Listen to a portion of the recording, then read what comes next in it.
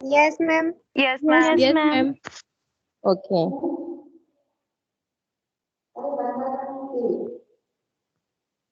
आपको ये स्क्रीन दिखाई दे रही है ना बेटा?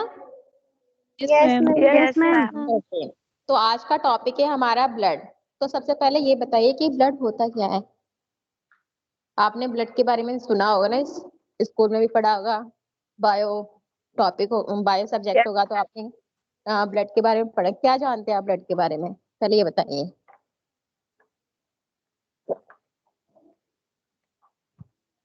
बेटा बोलो, जिसको जो भी आता है बताओ, क्या जानते हो आप ब्लड के बारे में?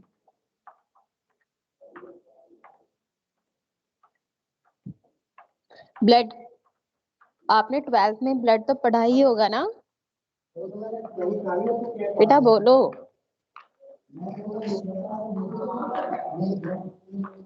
12th हमारी क्लास नहीं चली। 12th में क्लास नहीं चली। उससे पहले ब्लड के बारे में कुछ जानते हो? भले नहीं चली, बचपन से ब्लड के बारे में सुना है। क्या जानते हो? बस ब्लड के बारे में ये बता दो आप कि ब्लड का काम क्या है। 10th में भी तो पढ़ा ही होगा।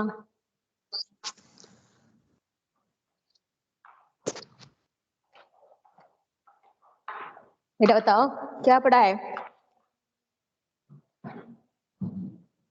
चलो कोई नहीं, अब मैं बताती हूँ। जैसा कि जो ब्लड है वो हमारा क्या है, हमारी बॉडी का एक लिक्विड पार्ट है। ठीक है, ठीक है। Yes, सुनाई दे ma'am. रहा क्या है? मैम?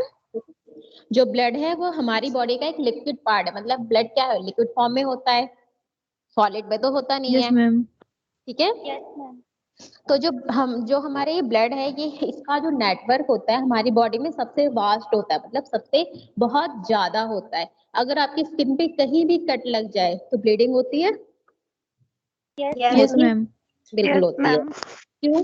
क्योंकि हमारे ब्लड का जो नेटवर्क है ये हमारी बॉडी में हर जगह फैला हुआ है। ठीक है,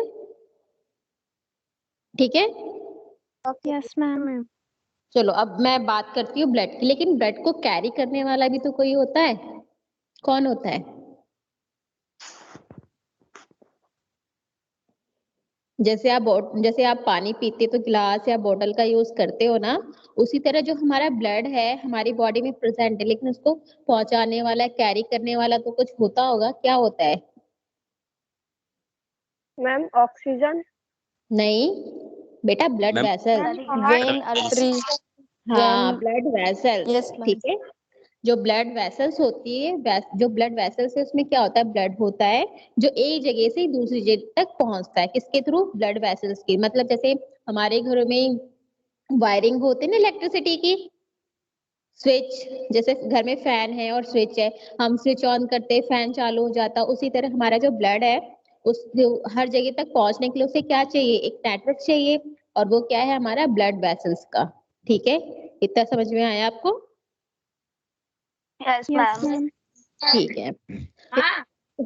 तो जो हमारा ब्लड वेसल्स है ये हमारे ब्लड को कैरी करता है। तो उसके हिसाब से आप लोगों ने पढ़ा ही होगा ना, आर्टरी होती है और वेन होती है।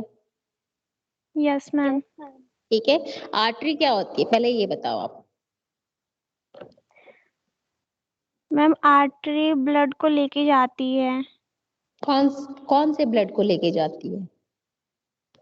मैम, और प्यूरिफाई वेन ब्लड।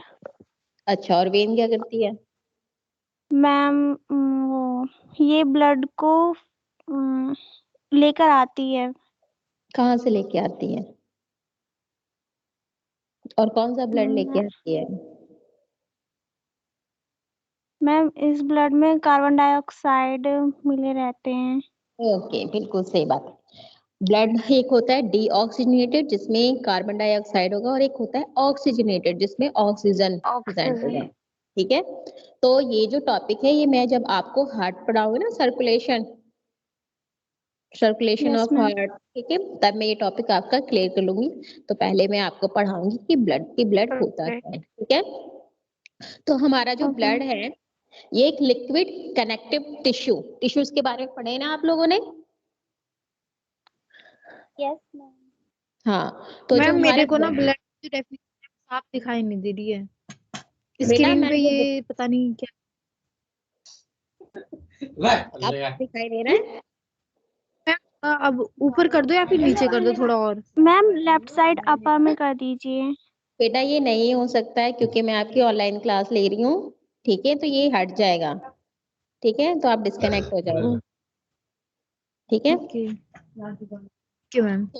बस सुन लो, जो ब्लड होता है ये क्या होता है, कनेक्टिव टिश्यू होती है, कौन सी फॉर्म में, लिक्विड, तो यहाँ पे लिखा है ना, a liquid connective tissue compose of extra cellular matrix called blood plasma, ठीक है, that and suspend various cells and cell fragment. कहने का मतलब है कि जो हमारा ब्लड है वो एक लिक्विड कनेक्टिव टिश्यू होता है जिसमें बहुत सारे एक्स्ट्रा सेलुलर मैट्रिक्स प्रेजेंट होगी, जिसको हम बोलते हैं ब्लड प्लाज्मा, जिसमें बहुत सारे सेल्स और फ्रैगमेंट क्या होते हैं, डिसॉल्व होते हैं, ठीक है। हमारा जो ब्लड है वो क्या है, लिक्विड फॉर्म में, इतना तो मानते हो ना, ठीक है। Yes, लेकिन ma'am. Yes. ब्लड की थोड़ी सी थिकनेस होती है, ठीक है, थोड़ी सी थिकनेस होती है, क्यों, क्योंकि हमारे ब्लड में प्लाज्मा प्रेजेंट होता है और साथ साथ ब्लड सेल्स प्रेजेंट होती हैं, ठीक है। बेटा समझ में आया Yes, ma'am. इतना? Yes, ma'am. ठीक है। Yes, तो ma'am. हमारे ब्लड की, बेटा सुनो, हमारे ब्लड की जो नॉर्मल एक लाइन की जो डेफिनेशन है वो है blood is a liquid connective tissue, ठीक है। क्या है, Blood is a Blood is the liquid connective tissue. हाँ, तो ब्लड हमारे एक लिक्विड कनेक्टिव टिश्यू है जिसमें बहुत सारे एक्स्ट्रा सेलुलर मैट्रिक्स प्रेजेंट होगी, जिसको हम ब्लड प्लाज्मा कहेंगे, और उसमें बहुत सारे सेल्स इन्वॉल्व होते हैं जो हमारे ब्लड सेल्स होते हैं। तो आपको ब्लड की डेफिनेशन पता चल गई? Yes, ma'am. Yes, ma'am. Okay, कोई डाउट तो नहीं है इसमें? No, नहीं ma'am. ना? No, ma'am. No, ma'am. अब जैसा कि आपने सुना होगा ना, हिमेटोलॉजी, पैथोलॉजी सुना है ना, पैथोलॉजी, Yes, ma'am. Yes, ठीक ma'am. है। पैथोलॉजी का पैथोलॉजी होता है, उसी तरह एक होता है हिमेटोलॉजी, ठीक है। तो Hematology. यहाँ पे देखो, तो हिमेटोलॉजी देखो, हिमेटोलॉजी, हीम मतलब क्या होता है, ब्लड, Hemoglobin. हाँ, Blood. नहीं हीमोग्लोबिन नहीं, ही मतलब ब्लड, ठीक है। और हीमोग्लोबिन किसमें मिलता है, Yes, ब्लड ma'am. में मिलता है ना। तो हम यहाँ पे हीम को हीमोग्लोबिन से नहीं शो करेंगे, हम यहाँ पे लेंगे ब्लड, ठीक है। तो हिमेटो में Yes. Haematology, study of blood, ठीक है, study of blood formation and disorder, इसको हम बोलते हैं हिमेटोलॉजी। लॉजी को हम शो करते हैं स्टडी, ठीक है। लॉजी का मतलब क्या होता है, स्टडी, और हीम का मतलब Study. होता है ब्लड। तो Blood. ब्लड की प्रॉपर स्टडी को हम बोलेंगे हिमेटोलॉजी। Hematology. हाँ, हिमेटोलॉजी मतलब ब्लड की कंप्लीट स्टडी को हम बोल देंगे हिमेटोलॉजी। हीम मतलब ब्लड, लॉजी मतलब स्टडी। तो किसकी स्टडी, Study. ब्लड की। Blood की Blood की study. हाँ, तो जैसा कि इसमें आपको दिखाई दे रहा है ना, इसमें डेफिनेशन क्या लिखी है, branch of science that deal with the study of blood, blood forming tissue and blood disorder, ठीक है, Yes, ma'am. Ma'am. ठीक है, ओके। इतना आपको समझ में आ गया, ब्लड और हिमेटोलॉजी समझ में आ गया आपको? Yes, ma'am. Yes, ठीक है। ma'am. अब हम बात करेंगे फंक्शन ऑफ ब्लड, ठीक है, फंक्शन ऑफ ब्लड। तो क्या क्या जानते हो, क्या क्या काम है हमारे ब्लड का, बताओ। मैम ये ऑक्सीजन कैरी करता है। बिल्कुल, और हमें न्यूट्रिएंट्स पहुंचाते हैं। बिल्कुल, और मैम वेस्ट मटेरियल को बाहर निकालता है बॉडी से। बिल्कुल सही,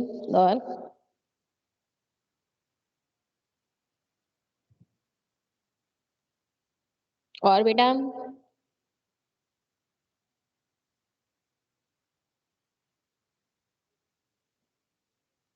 बेटा सामने आपको स्लाइड दिखाई दे रही है, Yes, ma'am. उसमें क्या Yes, लिखा है, ma'am. पहले ये बताओ। आपके सामने आपको हर चीज दिखाई दे रही है, फिर भी आप नहीं बोल पा रहे हो। देखो, अब मैं बताती हूँ फंक्शन ऑफ ब्लड। सबसे पहले काम है इसका ट्रांसपोर्ट, ट्रांसपोर्ट का मतलब क्या है? एक जगह से दूसरी जगह तक पहुंचाना। तो हमारा जो ब्लड है वो एक ट्रांसपोर्ट मीडियम का काम करता है। जैसे आप लोग क्या खाना खाते हो ना, यस मैम। सांस लेते हो, यस मैम। ठीक है, खाना भी खाते हो, सांस भी लेते हो, पानी भी पीते हो, ठीक है। अब हम जैसे आप लोगों ने सांस भी ले लिया, खाना भी खा लिया और पानी भी पी लिया। अब आपने तो ये काम कर लिया, लेकिन अब आपने खाने पीने का काम किया है। अब बाद में बॉडी में इन चीजों को हर जगह पहुंचाने का काम कौन करेगा? हमारा ब्लड ना। Yes ma'am. ठीक है, तो जो हमारा जो ब्लड है वो ट्रांसपोर्ट मीडियम का काम करता है, जिसमें ये क्या करेगा? हम सांस लेते हैं, ऑक्सीजन कैरी करेगा। क्यों? क्योंकि हमारे ब्लड पे क्या होता है? हीमोग्लोबिन होता है। एक हीमोग्लोबिन 4 ऑक्सीजन मॉलिक्यूल्स को कैरी करता है। समझ में आया? Yes ma'am. क्या? एक हीमोग्लोबिन 4 मॉलिक्यूल्स को कैरी करता है। बिल्कुल, गुड। तो जो हमारा जो ऑक्सीजन है, ये क्या है? हम सांस लेते हैं ना, रेस्पिरेशन का हमारा काम है। तो ये कहाँ जाते हैं? हमारे लंग्स में जाते हैं ना यस बेटा। मैम। लंग्स Yes, में ma'am. एल्वेलाई सुनी है ना आपने? एल्वेलाई सबसे छोटा पार्ट है उसका, ठीक है। वहां पे क्या होता है? गैस एक्सचेंज होता है, मतलब CO2 रिलीज होती है और ऑक्सीजन मिक्स होता है। तो हमारा जो ब्लड है ये ट्रांसपोर्ट का काम करता है। CO2 को वहां छोड़ देगा और ऑक्सीजन को वहां से लेके पूरी बॉडी तक जाएगा। समझ में आया? Yes ma'am. Yes, ठीक ma'am. है। अब बात आती है न्यूट्रिशन। जो भी हम खाना खाते हैं, जो भी कुछ, जैसे कहते हैं ना कि दूध पिया करो, पालक खाया करो, न्यूट्रिशन मिलेगा, ठीक है। अभी क्या हम खाते हैं और ये डाइजेस्ट हो जाता है, हमारा डाइजेस्टिव सिस्टम के अकॉर्डिंग डाइजेस्ट हो जाता है। आपको कोमल मैम ने डाइजेस्टिव सिस्टम पढ़ाया है ना? Yes Yes, ma'am. ma'am. हाँ, तो अब्जॉर्प्शन कहाँ होता है इन चीजों का? जो भी हम खाना खाते हैं, जो न्यूट्रिएंट होते हैं, कहाँ ऑब्जर्व होता है? मैम स्मॉल इंटेस्टाइन और लार्ज इंटेस्टाइन में। ठीक है। हमारा जो ये न्यूट्रिएंट का जो ऑब्जर्वेशन होता है मोस्टली, ये हमारे स्मॉल इंटेस्टाइन में होता है। क्यों? क्योंकि हमारे स्मॉल इंटेस्टाइन में भी ब्लड वेसल्स होते हैं, ठीक है। तो क्या करते हैं, जो न्यूट्रिशन जो वहाँ पे होते हैं उसको ऑब्जॉर्व करके हमारी पूरी बॉडी को देते हैं। इतना समझ में आया? Yes ma'am. Yes, तो ma'am. ब्लड क्या है? ब्लड ने यहाँ पे ट्रांसपोर्ट मीडियम का काम किया ना। अब आता है हमारा वेस्ट मटेरियल। अब जैसे कि अभी मैं बात करूं कि जैसे आप लोगों ने भी सुना कि स्मॉल इंटेस्टाइन में न्यूट्रिएंट ऑब्जर्व हो गए, तो जो वेस्ट पार्टिकल्स है वो कहाँ जाते हैं? हमारे वेस्ट चीजें हमारे कहाँ जाएंगे? लार्ज इंटेस्टाइन में जाएंगे, ठीक है। Yes ma'am. और वहाँ क्या होगा? वाटर रिटेंशन हो जाएगा, वाटर रिटेंशन होगा और जो वेस्ट मटेरियल वो एनएस के थ्रू पास हो एनएस जाएगा, के थ्रू बाहर। ठीक है। तो यहाँ पे जो वेस्ट मटेरियल है ये स्मॉल इंटेस्टाइन से लार्ज इंटेस्टाइन तक का है, ठीक है। और हमारी बॉडी में वेस्ट मटेरियल और भी चीजें हैं, जैसे कि CO2, CO2 है ना, यस मैम। Yes, ma'am. ठीक है। तो उसको एलोलाई तक पहुंचाने का काम कौन कर रहा है? हमारा ब्लड, ठीक है। और हमारी किडनी क्या करती है? वो भी फिल्टर का काम करती है और वहां पे वेस्ट चीजें पहुंचाने का काम करेगा कौन? करेगा हमारा ब्लड, ठीक है बेटा। Yes ma'am. ठीक है। तो जो हमारा जो ब्लड है वो ट्रांसपोर्ट मीडियम, देखो तीनों में आया ना, वेस्ट मटेरियल में भी, न्यूट्रिएंट में भी, ऑक्सीजन में, तीनों में उसका रोल हो गया। कितना समझ में आ गया आपको? Yes ma'am. ठीक है। अब बात आती है next, hormones to their target gland, ठीक है। इसका मतलब बताओ मुझे बस।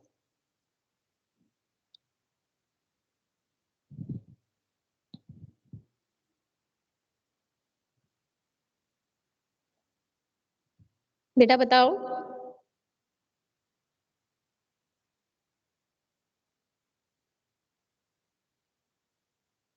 किसी को मालूम है?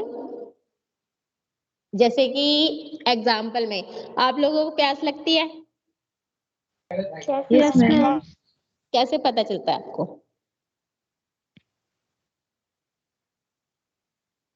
मैम गला सूख जाता है।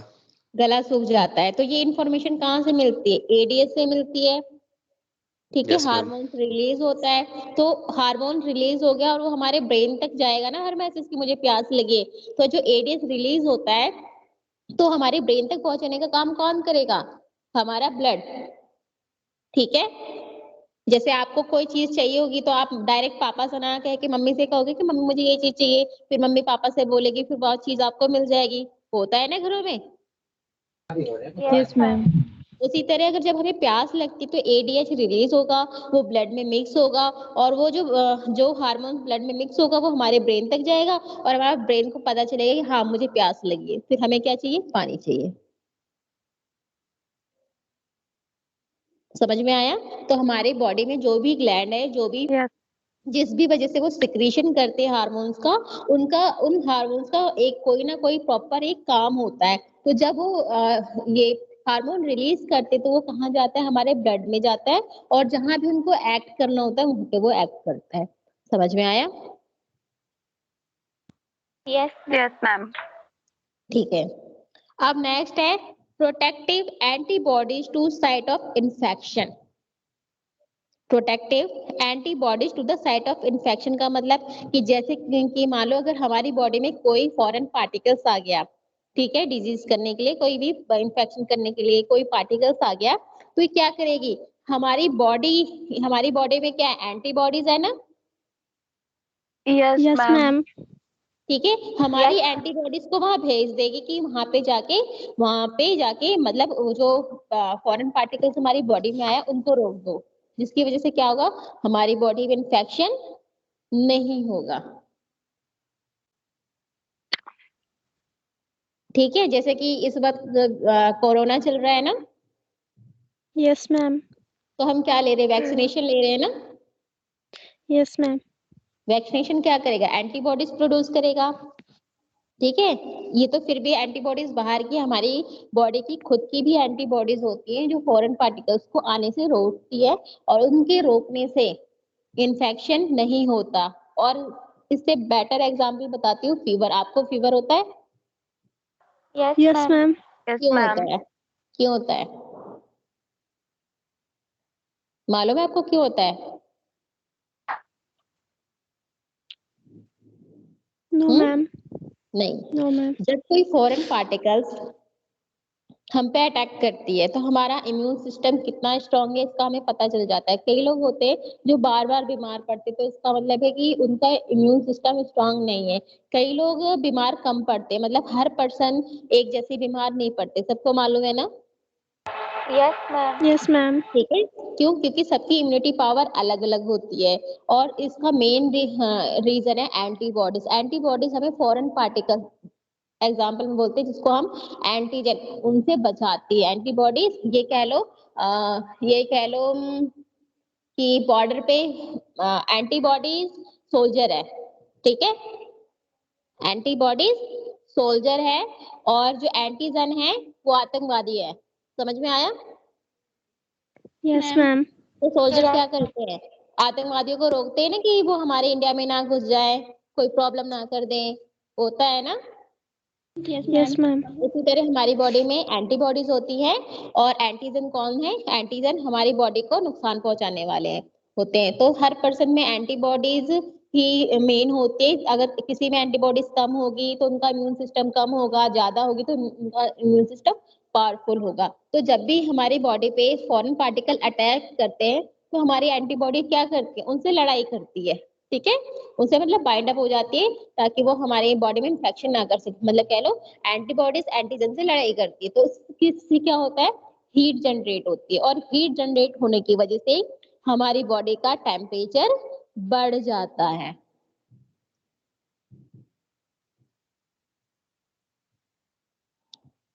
समझ में आया? Yes ma'am. क्या यस समझ में मैम। आया? क्या समझ में आया बेटा, बताओ।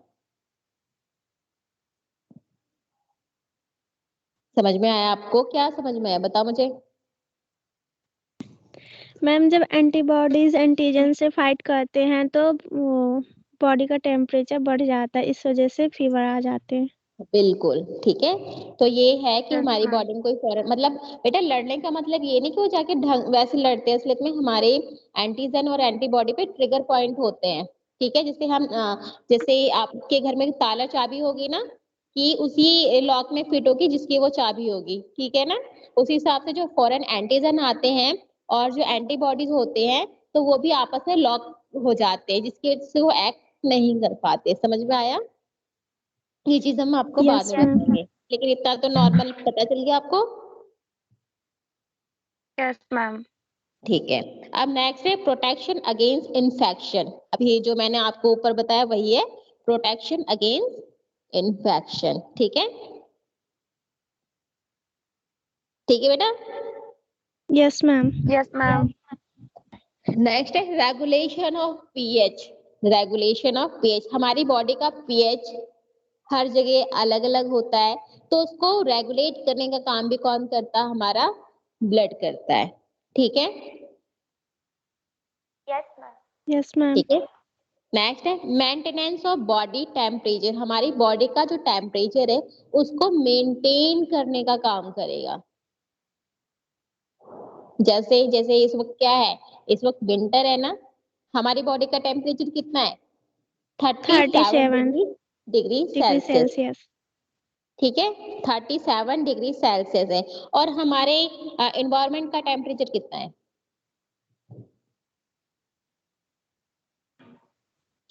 बेटा हमारे एनवायरमेंट का टेम्परेचर कितना है ना, मान लो 15-16 डिग्री सेल्सियस। ठीक है, यस मैम। जब हमारी बॉडी के टेम्परेचर से टेम्परेचर डाउन होता है तो हमें ठंड लगती है, और अगर जब हमारी बॉडी के टेम्परेचर से टेम्परेचर इंक्रीज होता है तो हमें गर्मी लगती है। ठीक है, और इसीलिए हमारी बॉडी के टेम्परेचर को बनाए रखने के लिए हम क्या करते हैं? स्वेटर पहनते हैं, गर्म चीजें लेते हैं, ताकि क्या हो, हमारी ये जो हीट है वो कंजर्व रहे। ठीक है ना। अगर आपने स्वेटर इस टाइम उतार देंगे तो क्या एनवायरमेंट का टाइम अलग, टेम्परेचर अलग है, आपकी बॉडी का टेम्परेचर अलग है, आपको क्या होगी? ठंड फील होगी। ठीक है, उससे क्या होगी? जब ठंड फील होगी तो हमारी बॉडी हीट और ज्यादा जनरेट करेगी। ठीक है, ठीक है, ताकि हम मेंटेन कर सके, इसलिए हम स्वेटर पहनते हैं।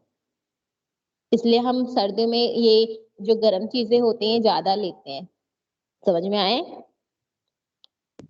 Yes ma'am. बेटा आप लोगों को Yes, इतना समझ ma'am. में आया है ना? Yes yes ma'am. मैम। ठीक है, नेक्स्ट है क्लोट फॉर्मेशन। क्लोट फॉर्मेशन का मतलब होता है कि जब भी हमें कभी कहीं चोट लग जाती है तो ब्लीडिंग बंद हो जाती है ना कुछ टाइम के बाद। Yes yes ma'am. मैम। क्यों? Yes, ma'am, क्योंकि ma'am. क्लोटिंग हो जाती है। क्यों? क्योंकि हमारे ब्लड में प्लेटलेट होते हैं जो क्लोटिंग का काम करते हैं। कहीं भी अगर हमारी बॉडी में चोट लग जाती है, ब्लीडिंग होती है, थोड़ी देर बाद इसलिए रुक जाती है क्योंकि हमारी जो ब्लड में प्रेजेंट प्लेटलेट है उन्होंने वहां पे क्लोटिंग कर दी है। क्लोटिंग करने से हमारा ब्लड लीक नहीं करता और ब्लड रुक जाता है, और हमारी जो चोट होती है वो जल्दी से जल्दी सही हो जाती है। समझ में आया? Yes ma'am. Yes ma'am. Yes ma'am. Okay.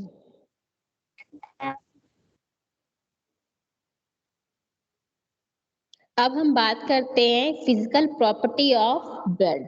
ठीक है, अभी हमने किसकी बात की? ब्लड के बारे में पढ़ा और उसका फंक्शन पढ़ा। अब हम उसकी प्रॉपर्टीज के बारे में पढ़ेंगे, उसकी मतलब प्रॉपर्टीज कैसी है, कि कैसा दिखता है, कैसा है।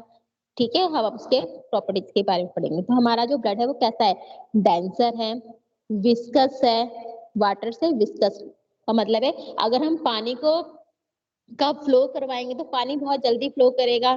ठीक है, लेकिन अगर हम ब्लड का फ्लो करवाएंगे तो हमारे ब्लड की जो स्पीड होगी वो हमारे वाटर से थोड़ी सी कम होगी। समझ में आया? Yes ma'am. ठीक है, और हमारा ब्लड क्या होगा? स्टिकी होगा, चिपचिपा होगा। ठीक है, ओके तो मैम। ये हमारे ब्लड की प्रॉपर्टीज है। हमारे ब्लड का जो टेम्परेचर है वो 38 डिग्री सेल्सियस है। ठीक है, और इसका पीएच कितना होगा? 7.35 से लेकर 7.45 के बीच में हमारे ब्लड का पीएच होगा। ठीक है बेटा, ठीक है। Yes ma'am. हमारा जो ब्लड है वो क्या है? एल्कलाइन है। ठीक है, इतना समझ में आ गया आपको? Yes, अब ma'am. नेक्स्ट है colour of blood varies with its oxygen content, मतलब ब्लड का जो कलर है वो वेरी करता है, वो डिपेंड करता है हमारे ऑक्सीजन कंटेंट पे, जिसमें जिस ब्लड में बहुत ज्यादा ऑक्सीजन होगा वो उतना ही डार्क होगा, और जिस ब्लड में ऑक्सीजन जितना कम होगा वो उतना ही फेड होगा। समझ में आया? देखा होगा ना, कुछ लोगों का ब्लड बहुत डार्क होता है, कुछ का कम होता है ना? Yes, ma'am. Yes, ma'am. ठीक। Yes, ma'am.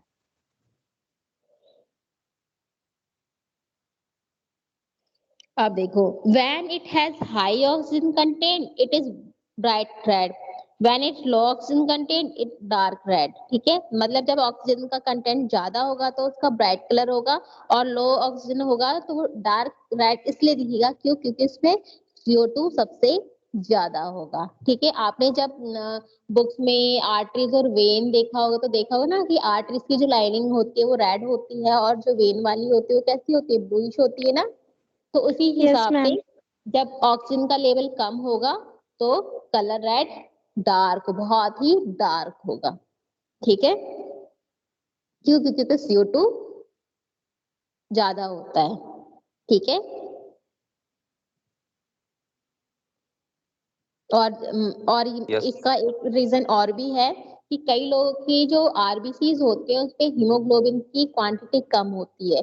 जब हीमोग्लोबिन की क्वांटिटी कम होगी तो ऑक्सीजन मॉलिक्यूल्स की भी क्वांटिटी कम हो जाएगी, जिसकी वजह से उनका जो ब्लड होगा वो डार्क रेड की तरह ही दिखेगा। जबकि जिन लोगों में हीमोग्लोबिन ज्यादा होगा तो उनकी कैपेसिटी भी ऑक्सीजन कैरी करने की बहुत ज्यादा होगी, जिसकी वजह से उनका जो कलर होगा वो ब्राइट रेड होगा। समझ में आया बेटा? समझ में आया? Yes ma'am. Yes, ma'am. कोई डाउट तो नहीं है? Yes, ma'am. ठीक है, अब हम बात करते हैं ब्लड वॉल्यूम।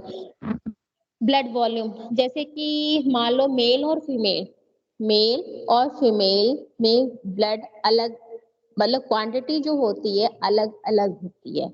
जैसे कि फीमेल में जो ब्लड होगा वो 4 लीटर से 5 लीटर के बीच में होगा, जबकि मेल में जो ब्लड होता है वो 5 से लेकर 7 लीटर तक का होता है।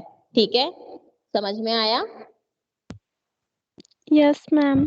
Yes, ठीक है, ma'am.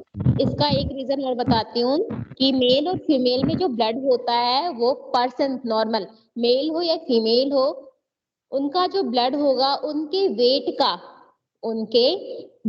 का 7% होगा, नहीं तो 8%, मतलब 7 to 8% जो होगा उनके बॉडी वेट का वो ब्लड वॉल्यूम होता है। समझ में आया? Yes ma'am. क्या समझ में आया बेटा? बताओ Yes, जल्दी। ma'am. क्या समझ में आया? मैम जितना बोलो। बॉडी वेट होगा 7% ब्लड होता है मैम। नहीं, जितना बॉडी वेट होता है उसका 7 से उसका 8% ब्लड होता है उसका। ठीक है, अगर यस कोई मैम। पर्सन, अगर जेंट्स में मान लो कोई अगर बॉय है और उसका जो वेट 60 है तो इसका मतलब ये नहीं कि उसकी में 60 लीटर ब्लड होगा, बिल्कुल नहीं। 60 का 7 या 8% कितना होता है? मैम निकालना पड़ेगा। निकाह 7 मतलब 4.2 से लेकर 4.8, इतने मतलब 4 लीटर के आसपास होगा। मतलब पर्सन का 7 से 8% जो उसका बॉडी वेट है उतना होगा। समझ में आया? Yes ma'am. ठीक है, तो ये इनका बॉडी वेट है।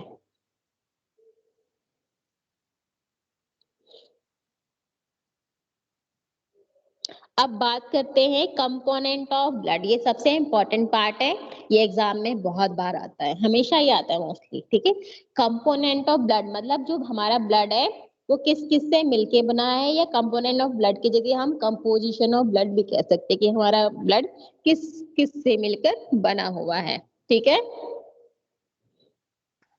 Yes, ma'am.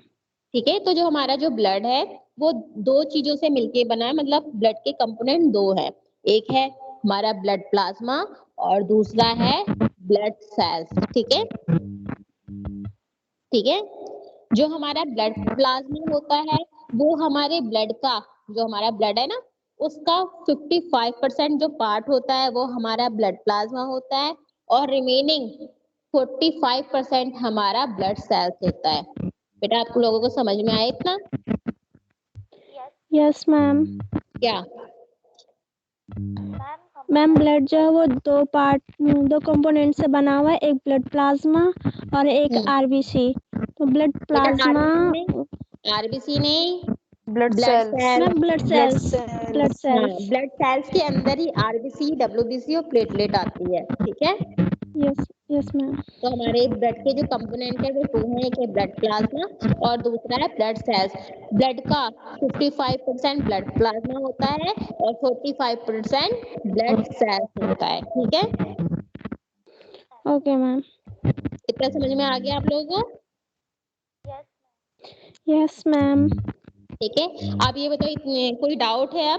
अब जो इसके बाद जो मेरा जो लेक्चर 12-15 पे होगा बेटा, उसमें मैं ये ढंग से और पढ़ा दूंगी, ठीक है। अब ये मुझे बताओ कि इस लेक्चर में कोई आपको प्रॉब्लम है? No ma'am. आपको कोई प्रॉब्लम नहीं है? No ma'am.